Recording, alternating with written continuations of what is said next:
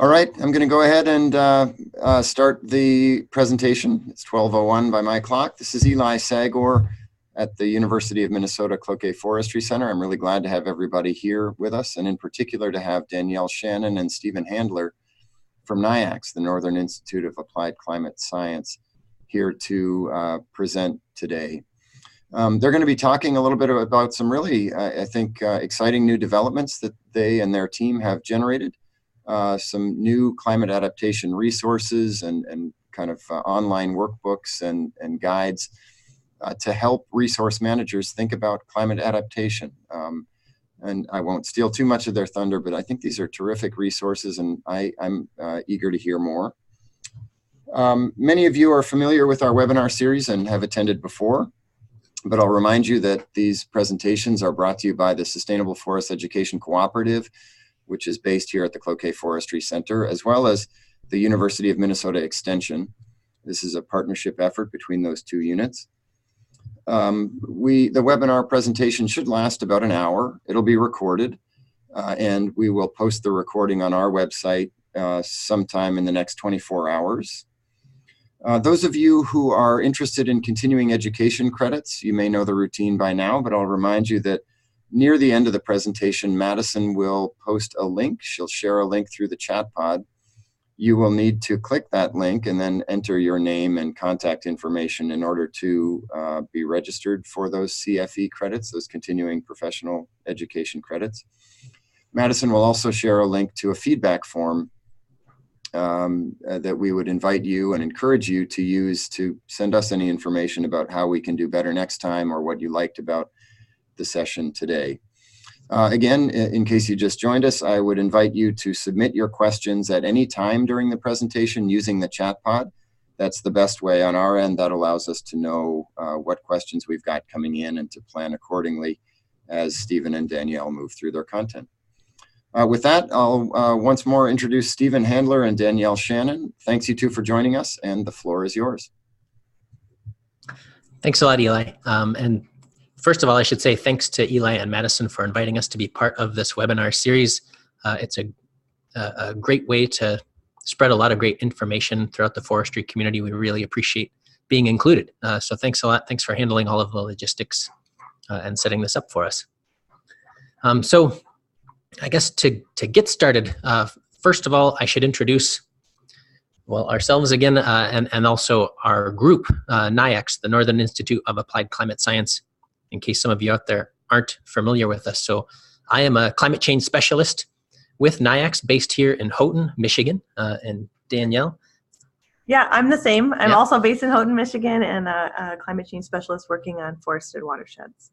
Yeah, and so just a quick summary of our group.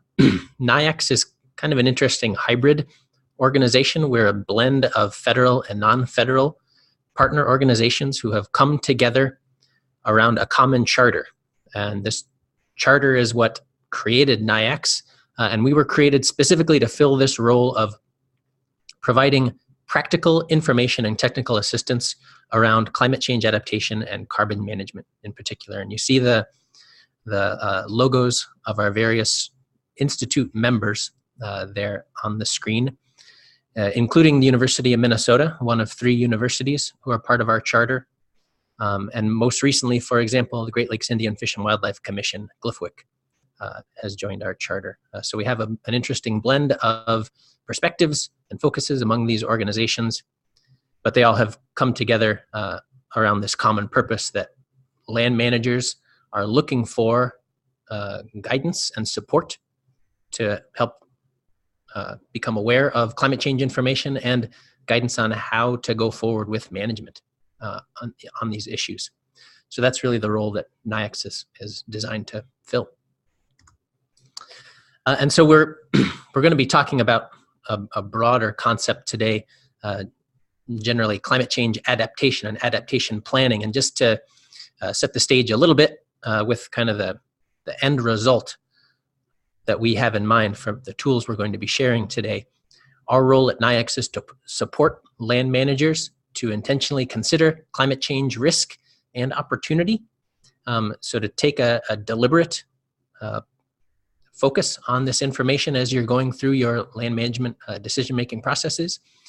And then to start to think about, well, how can we adapt? How can we prepare in order to continue to meet our land management goals? And so, we are sometimes this middle step of helping land managers assess available climate change information, think about how it applies to their particular context, and then go forward with management, which is a really fun and interesting role space for us to sit in this flow. And just one of our core principles in doing this work is that we have learned through some failures and continued discussion with land managers that managers aren't really looking for hard and fast rules on how to prepare for climate change or how to cope with changing conditions, and not looking for pre-baked prescriptions on here's what you must do. Instead, we've had a lot more buy-in and a lot more success when we have provided tools and approaches that really boost flexibility and local decision-making, and then help people connect the dots between sometimes some mysterious or unfamiliar climate adaptation concepts and on-the-ground decisions that are related to whatever discipline they happen to be working in, whether that's wildlife management, forestry, planning for recreation on natural lands, the full spectrum of decisions that land managers may be working with. We don't have time to get into everything that NIACS does and provides on the webinar today, so I would encourage you, if you want to learn more, if this sounds interesting, please visit our website at forestadaptation.org. In particular, many of the resources we're going to be going through today, you can find if you click on the Adapt menu in our website. And this is another kind of core resource that I want to make sure everyone's familiar with. It's called Forest Adaptation Resources. And this is really the common platform that the tools we're going to be talking about today I'll plug into. And this Forest Adaptation Resources document contains some fundamental pieces for our approach to working with land managers on climate change adaptation. It is designed to be flexible, and it, again, is not a recommendations-based document, but instead it's a workbook to help support climate change adaptation and decision-making. And what do we mean by a workbook? Well, it's kind of a structured thought process that can help step a land manager through a series of key questions, whereby answering these questions in a logical sequence allows you to build your own customized adaptation plan, your own way to go forward now that you have considered climate change and how it affects your management. And so it starts with defining where you are and what your goals are in this particular place, thinking critically about climate change risks and impacts, and doing the mental downscaling to think about how climate change might play out at the scale of your management, whether that's a property or a landscape. And then thinking critically about whether your management goals and objectives are still feasible, given what you have considered about climate change risk and potential magnitude for change in your local area. Then we have a portion of the process that is about creativity and brainstorming and identifying all the ways you could adapt and prepare for change. And then finally closing the loop with a monitoring step. So what information do we need to learn through time? What inflection points or benchmarks might help us change our decisions in the future?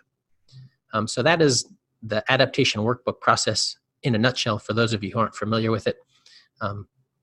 Again, there's much more detail, full description in the Forest Adaptation Resources document, and we do have an online platform version of the Adaptation Workbook now at adaptationworkbook.org. And one of the values of taking people through this adaptation workbook is that it is systematic and deliberate and a little bit rigorous at times. So we ask people to actually put pen to paper or fingers to keyboard and actually show your work. So to be transparent about your thought process, about how you're considering different aspects of climate change risk, what information are you considering, how how does that change your thinking on the feasibility of your management goals?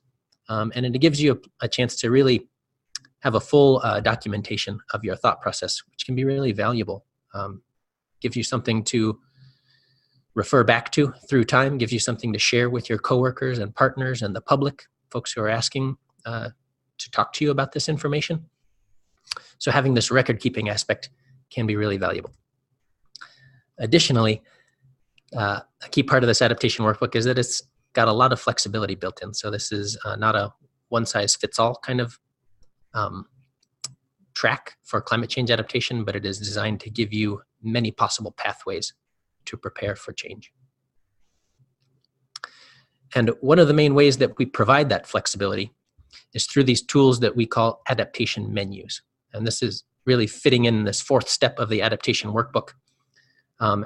And that's what we're going to spend the rest of our time talking about today, really, is a collection of new adaptation menus that NIACS has created. So what is an adaptation menu? Well, it's a collection of actions that a land manager could take that would support climate change adaptation. And each menu that we provide is organized so that it is specific to a discipline, and we'll talk about some of those as we go forward. And it's got a specific structure to it that we'll talk about. It is organized into a hierarchy of ideas, and we'll talk about this hierarchy as well, but we think this tiered nature of our adaptation menus can be really helpful to improve the thought process and brainstorming. And then also a menu is really trying to be thorough and comprehensive. So we're trying to collect a full spectrum of adaptation ideas, including ideas that might be mutually opposing. I don't know if you are really keying into this menu example that we have on the screen here, but there are some opposing ideas in here. You wouldn't go into the same diner ordering, bacon and egg sandwich or, squid ink ravioli. Those are both items on this menu. And you're probably not going to go into that restaurant and order the same things in the same meal, right? So the menus are designed to, just like visiting a restaurant, you're allowed to pick and choose what sounds appetizing to you or what sounds suitable to you in this instance or in this specific occasion. So what are the benefits of these adaptation menus that we have learned through time? I'll go through 4 of them that I think are important to keep in mind. First one has to do with this structured nature, these tiers of ideas that I mentioned. So a common problem several years ago in the climate change adaptation literature was that a lot of the guidance that was being written towards land managers was really hand-wavy and kind of higher level. So a 30,000-foot guidance for land management. And it didn't really have specific relevance to decisions that land managers needed to make on the ground. So these hierarchies were designed to fill in that gap. So we have created these tiers that we are calling strategies and approaches. And that's really where our menus are designed to operate. So you may come in with a high level impression of how you want to respond to climate change, such as, I want to be resilient to change. Or you may want to promote a change or a transition. So in this case, if you're starting with this idea of resilience, for an example from our forestry menu, a specific strategy would be, well, you may want to think about maintaining or creating refugia on the landscape or in your property. That's a much more concrete idea than just this hand-wavy concept of resilience.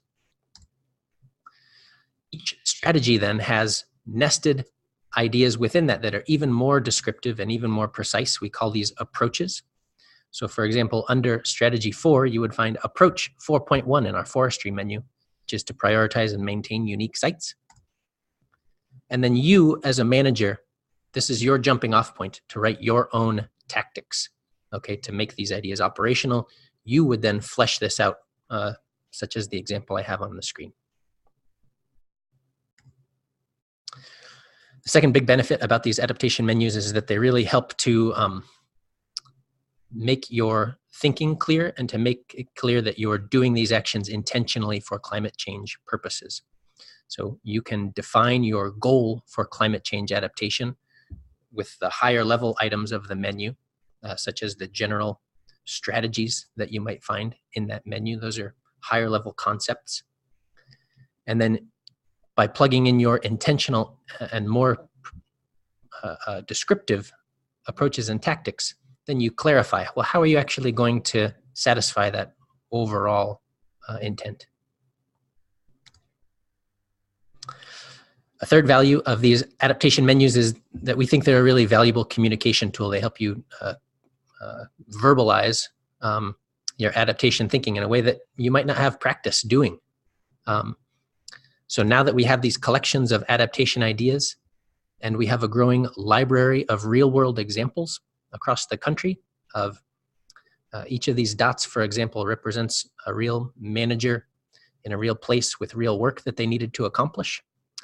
And they have gone through our adaptation workbook process using our adaptation menus. And they've pulled ideas out of the menus and described what they're going to do going forward now.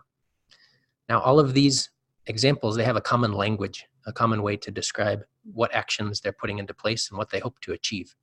And we hope that'll continue building through time, this common vocabulary on climate adaptation. And then finally, I think I hinted to this earlier, this is a creative step in our adaptation workbook process. So these menus are also a great way to boost creativity. We hopefully have done a lot of the hard work to collect ideas from across the full spectrum of management options, some of which you might not have considered previously as part of your work. And so these menus are a way to put that all in front of you and to give you a chance to pick and choose and refine those ideas. So in our Forest Adaptation Resources document, this is now getting to be a vintage collection, 2016, we published the second edition of our forest management adaptation menu, as well as the first version of our urban forestry adaptation menu. So those two you might be more familiar with if you've cracked the cover of this document. And for example, in our forestry menu, these are some of the adaptation strategies that you will find in our forestry menu.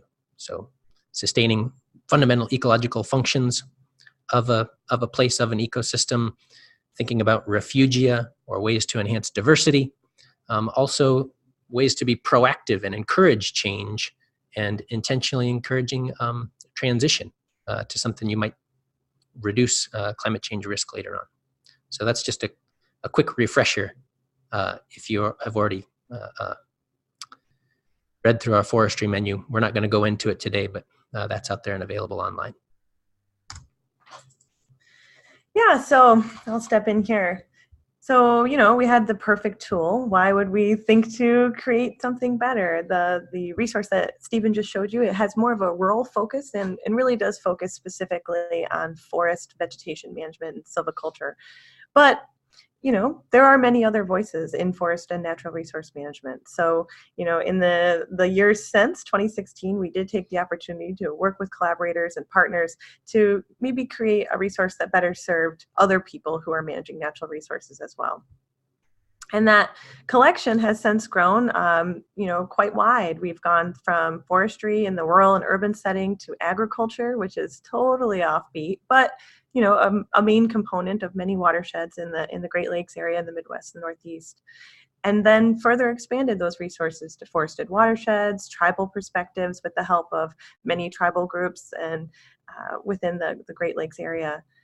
And yet we're still working on this and continuing to work and partner with different major groups within the Great Lakes area to create wetland, non-forested wetland resources, wildlife management, coastal ecosystems, forest carbon management, recreation, and not listed here, but glacial lakes management. And I feel like we have one more. Okay. But today we're not going to talk about all of those. We're going to spend our time just focusing on a few resources that we thought you guys would find interesting. And so those will be urban forestry, forested watersheds, tribal perspectives, and wildlife management. So first, let's talk about urban forestry. I guess before we go any further, if anybody has a question, feel free to pipe up. Thanks, you two. I'm not seeing any questions at this point. So maybe why don't we head through, unless someone's typing furiously and it comes in here in the next few seconds. Why don't you continue, and I'll watch the chat pod for any questions. All right, thanks, Eli. Yep, we're gonna take some time to let everyone, have these concepts sink in. So please feel free to ask questions. Okay, so urban forestry menu. Like Stephen pointed out earlier, the forestry menu really was created with the help of practitioners and forest managers, and really reflects that idea of vegetation management, silviculture in a rural setting. But when we started to use that menu in an urban setting, it became pretty apparent that there's more than just the biophysical characteristics of a forest that people are contending with in an urban area. And that also includes, the human dimension, because forests in an urban setting are, incredibly important for, creating or energy conservation. They're important for aesthetics, recreation opportunities, stormwater control, and property value. So over time, many of our partners, especially in the Chicago area, approached us and asked, hey, can we come up with a resource that would really make sense for urban forests? And we said, sure. So, let's look at that a little more in detail. The neat thing about this adaptation menu is that the focus of forestry really is from a green infrastructure perspective, and each of the tactics that are included in the urban forestry menu come from forest as an urban component and forest as a natural component of an urban system, which kind of sounds crazy because you think of, like, for me living in the woods, I think of forest in an urban setting as a boulevard tree, but hey, there are wilderness areas in urban settings. And so urban forest managers need tools for both of those settings. So, really the people who are using this menu are using it from that perspective of finding multiple benefits for trees, for parks and green spaces, and helping to improve that vitality and the interconnectivity of forested landscapes in urban settings, which anyone who's looked at an urban setting can imagine that's quite a challenge. This menu, we're not going to go through all of these, the components of the menu, but if you were to look at it, there are 10 strategies, 35 approaches, and again, because the process encourages you to create your own tactics, the number of tactics are infinite. But you will get sample tactics that help to dispel, what a tactic might look like in both an urban and natural setting. So go check that out at our website. The link is on the bottom of the screen.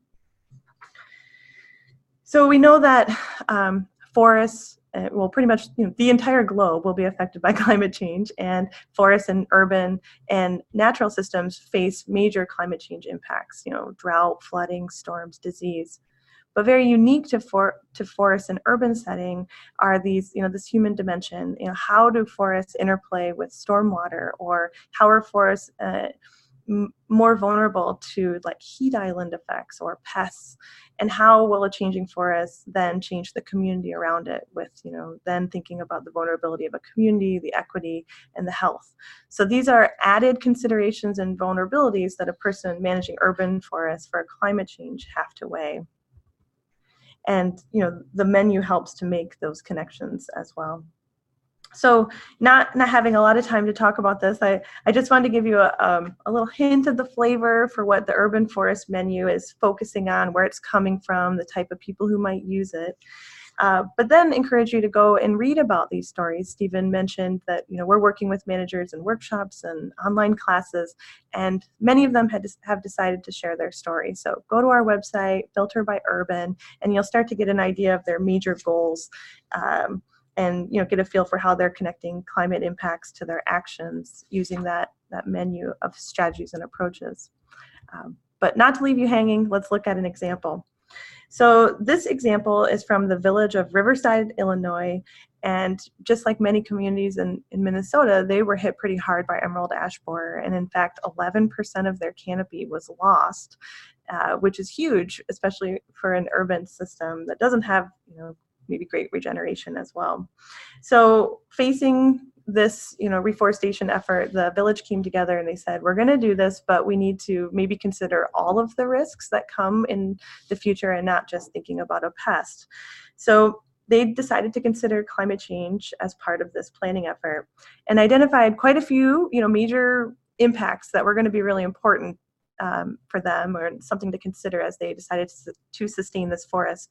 But in particular, they really focused on drought conditions, and they thought really heavy, how do we prepare for droughts? How do we keep the mature trees that we have, knowing that they already have huge gaps, and what can we do about it?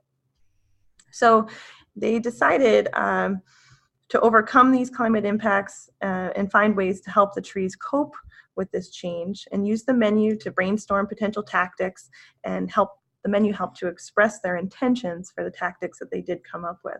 So, initially they were thinking of fostering these mature trees that were on site and helping to find ways to keep them there regardless of the shifting climate. So they're really coming at this from a resistance and a resilience perspective, and they really stuck to strategy 1, which is sustaining or restoring fundamental ecological functions. Something that looks very similar in the forest menu.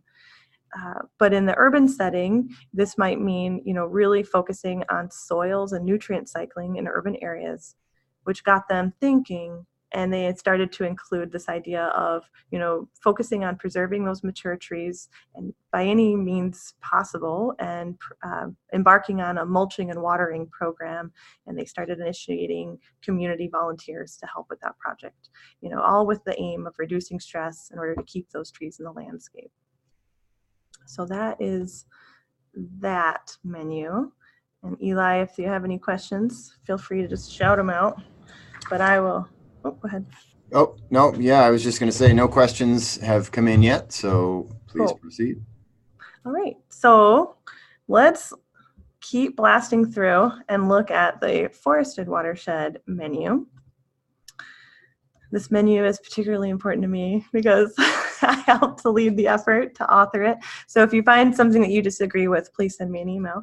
But this menu is a little bit different. You can see that the core team and the focus of this project really is different than how I portrayed the urban. And that's because, working with the forest menu over several years, we were again approached by different managers, and they asked for something different. So we applied for some funding through the Great Lakes Restoration Initiative and were granted some funds to create a menu. So people at NIACS reached out to over 55 practitioners in the Midwest and the Northeast just to listen. What are your stories? How are you being affected by climate change? What are the risks, challenges, and opportunities that might present? And how are you adapting? We took all of those ideas, then did a huge literature review, deep dived into it, and then decided to pilot this resource in 2 different workshops. And you can see we had great turnout, huge projects were brought to these, and people tested the menu, people found flaws, and then we used that feedback to iterate and adjust the menu. But recently, it was published in 2019. So you can go to our website and find the full document there, and it's open, it's free access as well. So be in touch. The menu itself has a different flavor. This one was written really with a hydrologic perspective and with the aim of not only working with foresters and natural resource professionals in the uplands, but kind of having more of a focus in that wetter area in the landscape, floodplain, riparian areas. Lake sheds is really important in Minnesota, Wisconsin, and Michigan, and also including infrastructure considerations. So this menu is taking that, not only that site-specific perspective, but that holistic watershed perspective, and tries to provide additional tools for managers thinking, a little bit more about water quality, water quantity, and, different sensitivities that are unique to hydrologic systems. The menu itself is 5 strategies, 28 approaches, infinite tactics. Always interested to hear what you guys come up with, so please let us know if you use any of these menus. So again, taking a little bit of a deeper look at this menu, this one does have a different flavor. It's coming at things from the water resource perspective, and again reflects a different idea on the landscape, with the aim to really help managers connect the dots. If they're tasked with encouraging or maintaining water quality or maintaining water quantity, then they have some tools at their hands. In addition, this helps to broaden our community and audience to those that might not traditionally think about forestry as part of their resource planning, but it certainly is a consideration, especially in stream restoration. If you're doing a riparian area planting, we're hoping that those managers will look at these resources to find ways to think differently about the riparian area than maybe they did previously. So we've been getting some buy-in with fisheries and aquatic biologists. We would like more, but we're here for the long haul. And also, a lot of managers are thinking about infrastructure, roads, utilities as part of restoration or just general forest maintenance. And so we've presented some opportunities for them to make climate-informed decisions in those areas as well. And so broadly, I just wanted to show off the strategy since there's only 5 and point out that many of the strategies are kind of in line with sustainable forest management that has a hydrologic focus and benefits water quality and water quantity. So, looking at sustaining soils, hydrologic connectivity, all the way to protecting riparian areas, reducing runoff. But special to this is that we're taking that hydrology focus and then bringing in forests as well. So bringing over many of the same concepts from the forest menu, including not only maintaining forests, but facilitating change. And then we're introducing something new, which is not only resistance and resilience options that I've outlined on the left column, but transitional options. Many managers are thinking about coping with hydrologic change, the writing's on the wall, and they're starting to think about how they can change their management to better accommodate this changing precipitation or, long-term, 50 to 100-year trends. And then additionally, taking the time to rethink infrastructure, maybe using more temporary structures or incorporating low impact development, which isn't necessarily something that rural managers are incorporating, all the way to decommissioning roads. So you can, again, read about all of these, find all the literature that I've cited, and let me know how this helps you conceptualize adaptation in your watershed. Okay, in the last minute, I wanted to share an example that's close to home.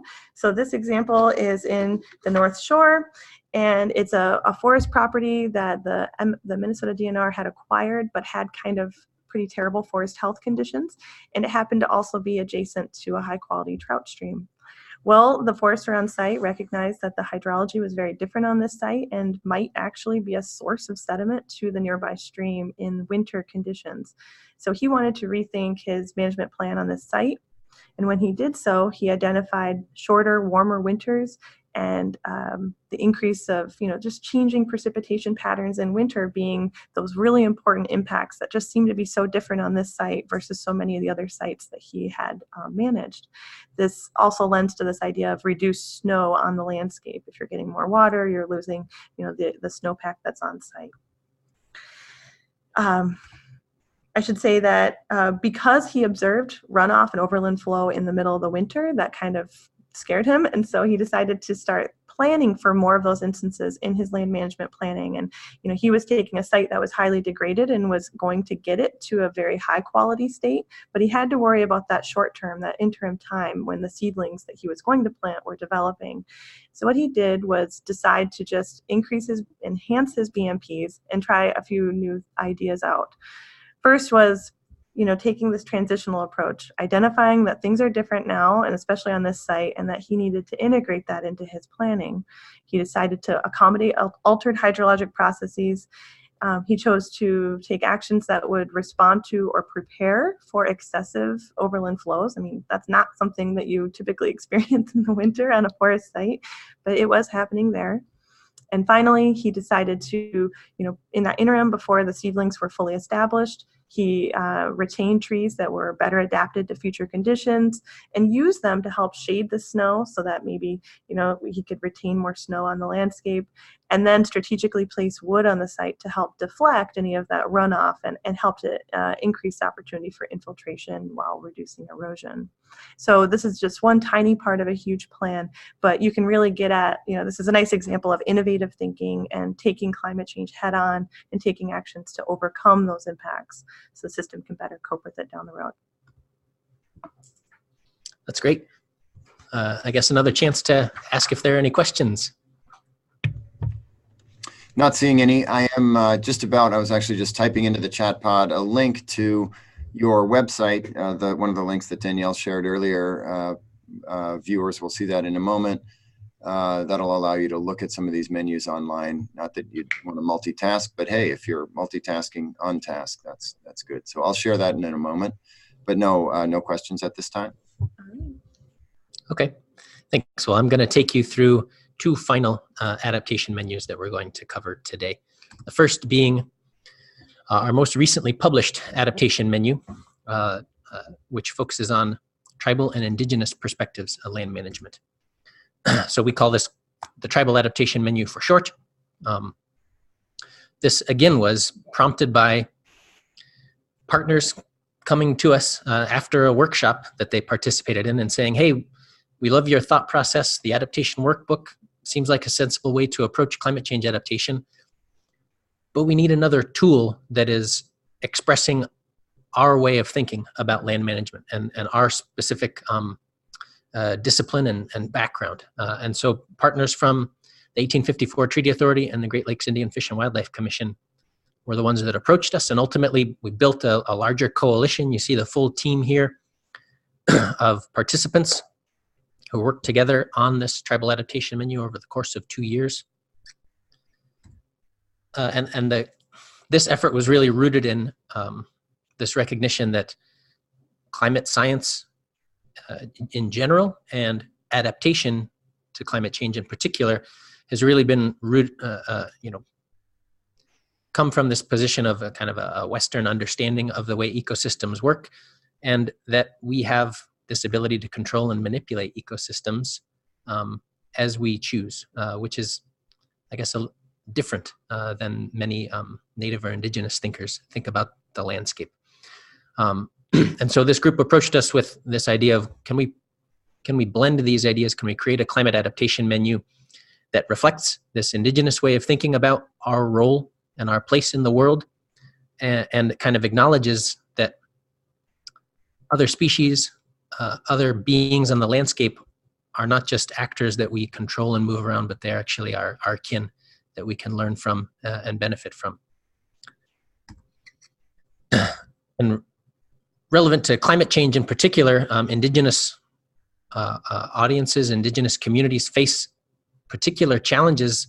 So whatever climate change might be expected to do to an ecosystem, that has further on effects of changing the way that a native community has relationships with the environment and the beings in that relationship, as well as their ability to continue to access and make use of and experience those beings and those resources.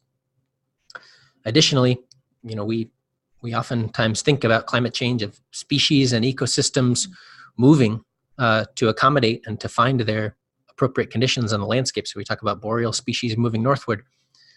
Well, that's a significant challenge if you are a tribal community that is bound by, say, treaty rights within a particular ceded territory, right? So your territory to continue to maintain that relationship may be limited politically, where the ecosystem may be moving according to climate change.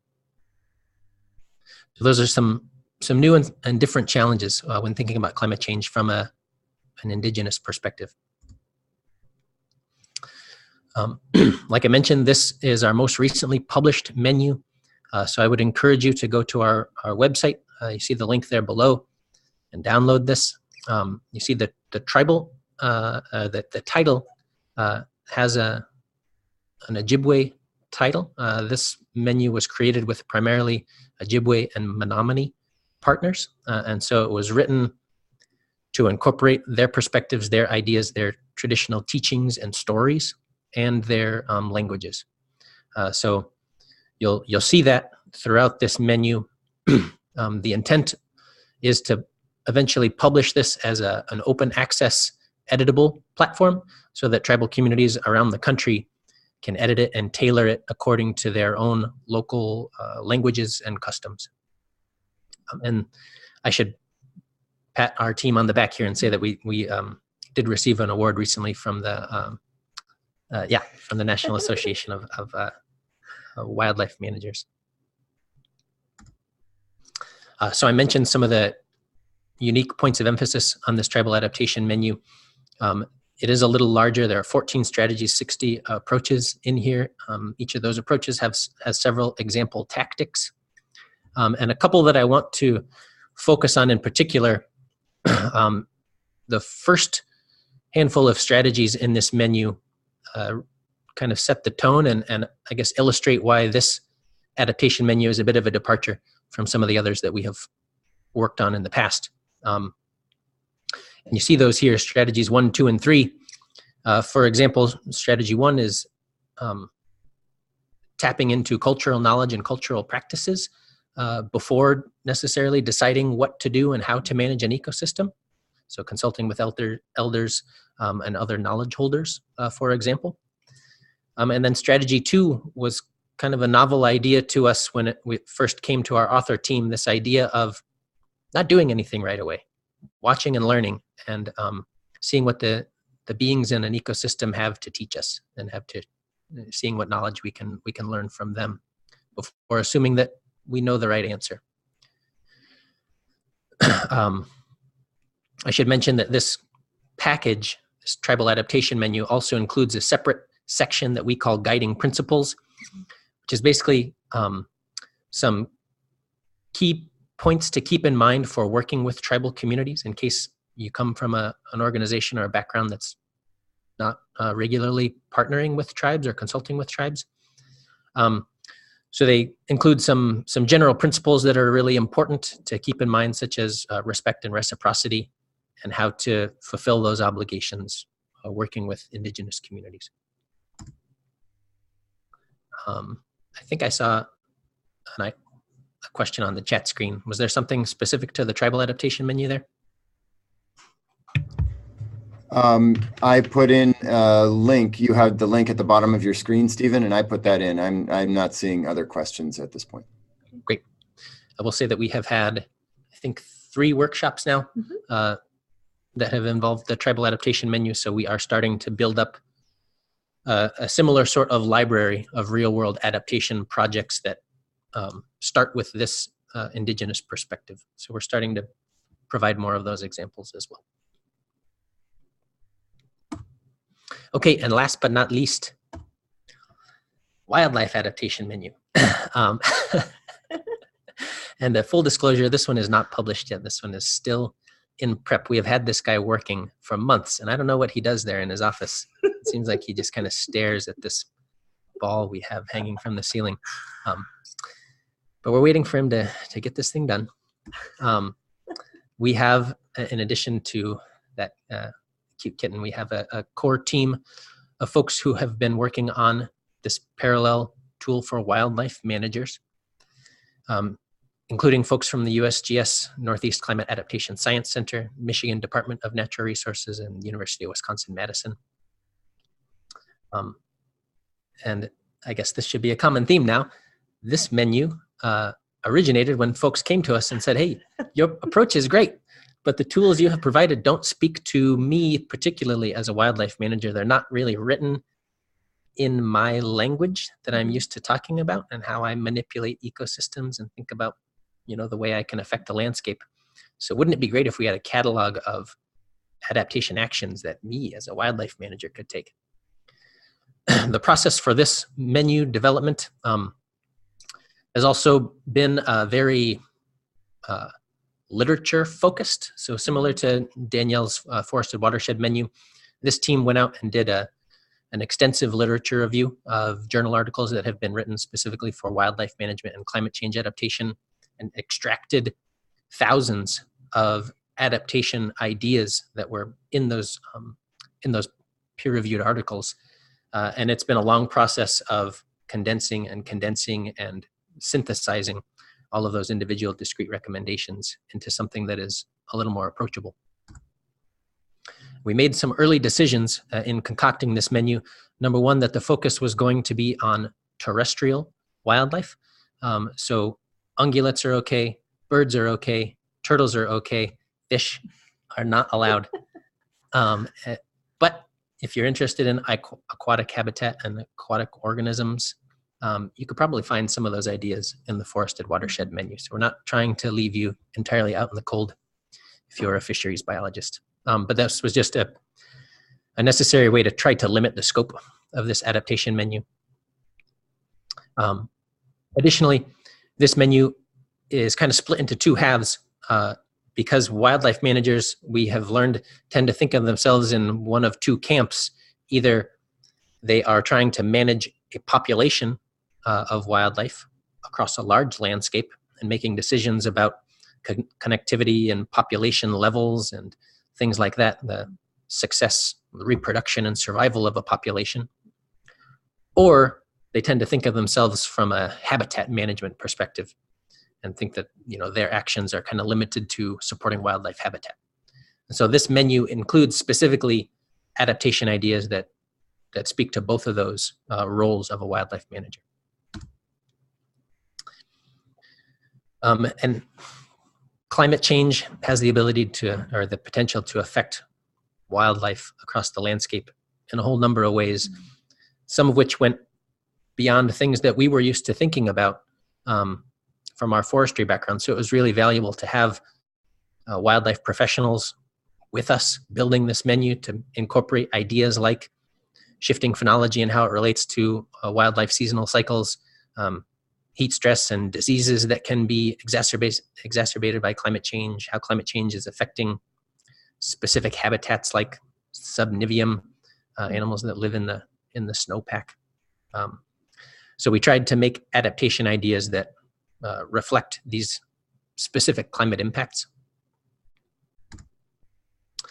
And I don't have a polished version of this wildlife menu to show you. We do have a draft that we have used in a couple workshops and a couple example projects that have come out of those workshops. So I'll share one with you to give you a bit of a flavor for ideas that wildlife managers are pulling out of this new menu. So this example comes from the state of Michigan, Michigan Department of Natural Resources. One of their largest state game areas in the state is in southwestern Michigan, the Allegan State Game Area. So we had a workshop and a couple wildlife managers from the state game area came to consider a rewrite of their management plan for this SGA. They were looking at a specific unit that is about 4,000 acres called the Fenville Farm. And business as usual management on the Fenville Farm unit includes about 2,000 acres of row crop production, so corn and soybeans on the state game area, and that's to provide forage for overwintering Canada geese and other waterfowl. And then also there are some managed wetlands and other more natural areas on this landscape, but it's this agricultural component of the state game area is the major land use. So when we started thinking about climate change impacts, a couple that really rose to the surface for these managers were the increased risk of flooding that they have already been dealing with due to early snowmelt and extreme precipitation events. So that is creating all kinds of problems, not just the direct consequences on habitat, but it's also making it harder for them to get in and do the planting that they need to do in these agricultural production areas. Also, they're dealing with a changing seasonal cycle, longer growing season, longer season of residence for these waterfowl. So in terms of adapting to change, one of the strategies that they pulled out of the menu was our strategy 9, adjusting management of food, water, and cover to align with expected future conditions. So this is more of a transitional strategy, forward-looking. Particularly 9.2, this idea of creating new sources of food, water, and cover to accommodate those future conditions, got them thinking. And one of the outcomes there is they're going to take some of these areas of agricultural production out of row crops, and they're going to convert them into more natural wetland vegetation. So this is kind of a forward-looking habitat restoration project that came out of this climate change adaptation experience. So again, this is, now they have a train of thought to share with partners and the public to say, well, this is why we're thinking of taking some of these row crop areas out and doing this habitat conversion because we think it'll help us cope with A, B, and C climate change risks. We have had 3 pilot workshops so far in this menu, and we expect a shareable copy to be available later in 2020. So be patient. Barely. Barely. Okay, so that is the end of our very quick tour of adaptation menus. I know that was fast, and I know that was a lot of talking. Another point to make is that you don't have to use these in isolation, right? We encourage people to mix and match, especially if you're working in a landscape or on a property that incorporates many of these resources or these perspectives. And so you can create your own mixtape of adaptation ideas. Get creative. And again, our website is a great place to stop and explore more of these resources and get the full versions of these menus that we've just given you a tour of. And then do we have the one more? Oh yeah. And if any of this intrigues you, before we do some questioning, we do offer in-person and online training. In fact, we'll have an upcoming course in the winter, and you can sign up for that right now. It's free to attend, and we'll meet 1 time a week for about an hour and use our online adaptation workbook to help guide you through. But we're open. If you have any questions about climate change or have any questions about doing this on your own and just want to use the resources, please reach out to us in any way. Visit our website and you'll find all our contact information as well. And then I think that is all we've got. So Eli, if you have any questions, we'll take them.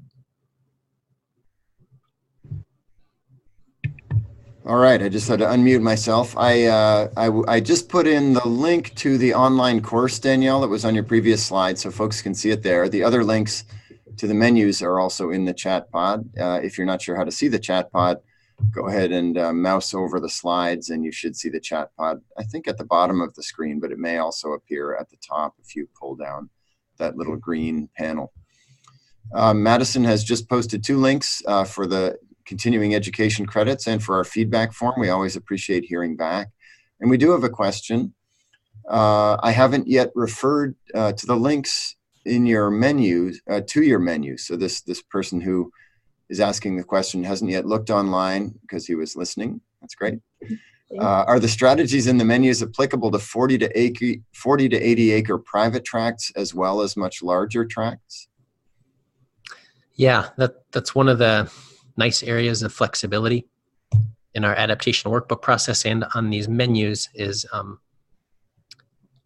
we kind of provide a jumping off point with these menus, and then you get to customize them for the scale that is appropriate to you. So in many cases, a specific strategy, say emphasizing a diversity of tree species, well, that's something you could do on your 40-acre property, and you could come up with specific ways to do that. Or if you were writing a large, say, landscape management plan, well, you would think about writing that tactic differently, but the idea would still apply. Mm-hmm. I will say that some of the strategies in our menus really work best at a larger landscape. So if you're thinking about just a 40-acre parcel, you might not have the ability to think about large corridors and connecting habitats across, many different landscape positions. So some of them may be limited to larger landscapes, but I think many of them would apply. It's a really interesting question. And just hearing that last part of your response, Stephen, makes me think about the different scales that people might be using these menus and resources. And you and I have done some in-person workshops where people might be looking at county lands, the entire county land base. And then someone else in the room might be looking at a much smaller area, maybe a state park or even a particular treatment unit, which might be quite a bit smaller. Right. And I've heard you go through it, and you just addressed it, that scale issue, but interesting to think about how these things do or don't apply. And even though you can't, establish a whole corridor network across a very large land base, if you're only managing 40 acres, you can still generally, as you said, apply the thinking behind that idea. You might be able to contribute to a network of corridors through a particular spatial arrangement of harvest blocks or some such thing at a small scale. A question that I had, and I think you referred to it, but it occurs to me that as you drill down and really increase the relevance of the menus to people within any one discipline, you're narrowing the content of those menus by, I think you said a couple of them include 3 or 4 strategies and not all of them. And at the end, you suggested doing 2 or 3 different menus, maybe going through the wildlife menu and the watersheds menu. I don't remember which ones, but you can think of how they might go together in different ways. Are you concerned at all about narrowing the focus or people not being exposed to particular strategies? Is that a downside of the narrower focuses, the narrower menus, or any additional thoughts on how to navigate that? Yeah, I think that's a really great question, and we are worried about overwhelming people and too many resources in the room. When we're working with people in real life, we try to go slowly through these so that they're not mixing up the papers. The papers are color coded, and then a specialist is in the room. So we're trying to go above and beyond to ensure those connections are made. But yeah, we're still in the beginning stages of this, and I think it's going to take a little while. We originally thought maybe we just have a binder of resources, but when you see people thinking through these thoughts in real life, it takes a lot of time to look through a binder. So, we've played with the idea of having an app where somebody could maybe put a keyword in and browse differently, and that would bring together several menus at once, or something to that magnitude. I would say it's really helpful as we continue to work with our partners. Our partners are helping to share how to use the menus, how to use the adaptation workbook, and are also sort of co-leading trainings. So I was at a training one time and we wanted to bring in 3 different menus, and it was helpful that the partners understood how this worked in order to get everyone else on board. We had the tribal menu for a certain component, we had a non-forested wetland menu, and then I tried to get the forest menu in there as well. So there's lots of opportunities to make linkages between them, but it really takes a greater understanding of all the menus in order to make those connections. So for now, if you just read one in a subject area that you think is in your subject area, you're likely to hit it. But if then you can continue to read others. Great. Well, we're at about our time. I don't see any additional questions at this time. So I want to thank everybody for joining us. Thanks, Stephen and Danielle, one more time for taking the time to prepare and deliver the content. We really appreciate it. I'll remind folks that this presentation has been recorded, and we will be posting it to the Sustainable Forest Education Cooperative website and linking to that in our email updates and in other places too. So thanks again for joining us. Those of you who want continuing education credits, look at the chat pod. Don't forget to click that link. And all of you, please tell us what you liked and maybe what you would suggest for improvements as we move forward with presentations like this in the future. Thanks, everybody. It's been a good presentation. I'm glad you all joined us. Talk to you next month. Thanks.